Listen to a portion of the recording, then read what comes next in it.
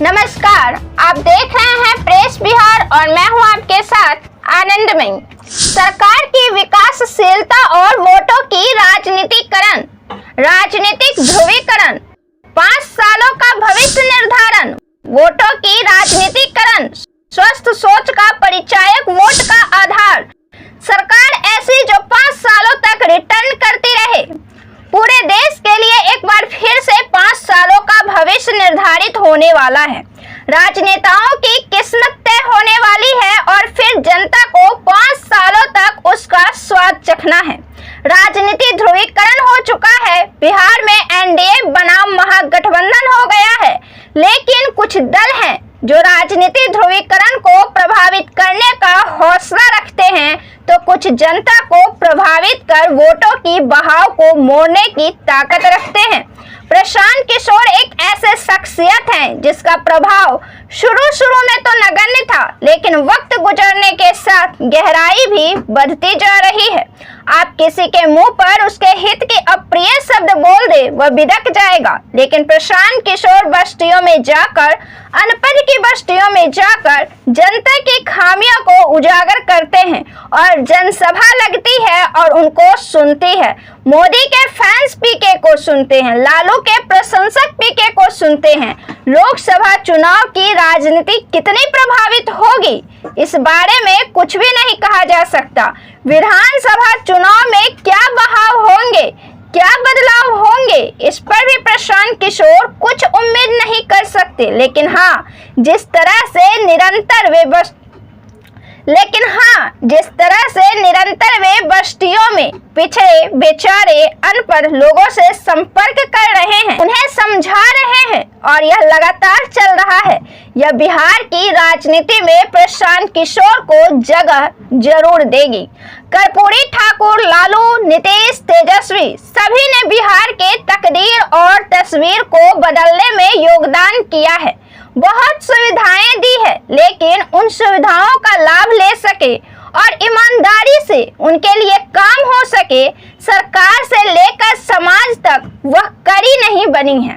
सरकार के विकासों का फायदा भी वही ले सकते हैं जो जागरूक है और आगे बढ़ना चाहते हैं, लेकिन जो शिक्षा के प्रति जागरूक नहीं और अपने आसपास की जागरूकता से भी सीखने को, आगे बढ़ने को तैयार नहीं है। ऐसे में उनके वोटों की शक्ति भटकाव में निरर्थक हो जाती है। इनकी जातीय और धार्मिक भावनाओं को हवा देकर, भड़काकर, बहाव को मोड़कर वोटों की राजनीतिकरण की जाती है। ये ऐसे वर्ग होते हैं जो सच में अपने भविष्य का फिक्र नहीं करते और सियासी गलियारों की चर्चा में अपनी बातों को बदचद कर रखने में अपना वक्त जाया करते हैं और शायद इन्हीं को वे अपनी जागरूकता मानते हैं। प्रशांत किशोर उन्हीं से बात करके उन्हीं को जागरूक करने का प्रयास कर रहे हैं।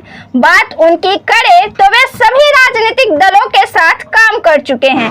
मनमुटाव हो चुका है, सरकार पर निशाना भी साधते हैं, लेकिन राजनीति में या समाज में यह हैसियत नहीं बन सकी है जो वह खुद के लिए वोट मांगे और उन्हें मिल जाए।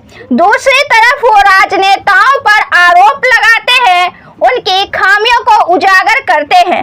ऐसे में वो खुद को जनता के सामने राजनेता के तौर पर प्रस्तुत नहीं करते हैं, लेकिन जनता की समस्या को, उनकी खामियों को, उनके भूलों को जिस तरह से वे सामने ला रहे हैं और यह निरंतर जारी है, वह कहीं ना कहीं प्रभावित करने का दम रखती है।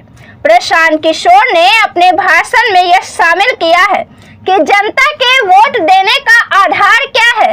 जात पर वोट देते हैं, धर्म पर वोट देते हैं, लालू के नाम पर वोट देते हैं, मोदी के नाम पर वोट देते हैं। लालू से बचने के लिए मोदी को और मोदी से बचने के लिए लालू को कई सालों तक जिसे बुरा भला कहते हैं, वोट उसी को अंत में दे देते हैं।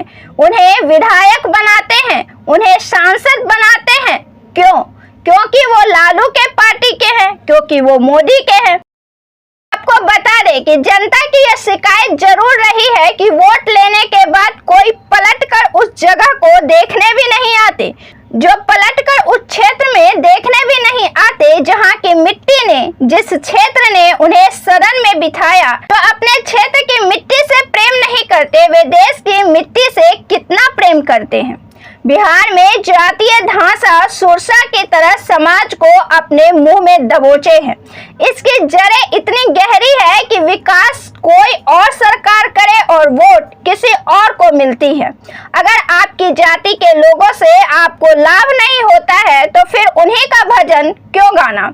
आखिरकार वे भी तो आपके तभी हैं जब आप विकास की सीढ़ियों पर होते हैं। और यह समाज की स्वस्थ सोच का परिचायक है कि वोट उसी सरकार को दे जो आपको 5 सालों तक रिटर्न करती हो, मौका उसी को दे, वादा उसी के साथ करे जिससे रिटर्निंग में आपको समझौता नहीं बल्कि संतुष्टि, विकास और विकासशीलता मिलती हो। तेजस्वी यादव ने भी जनता को संबोधित करते हुए कहा था कि आप युवा हैं और आपको यह तय करना है कि आपको तलवार चाहिए या हाथ में कलम चाहिए।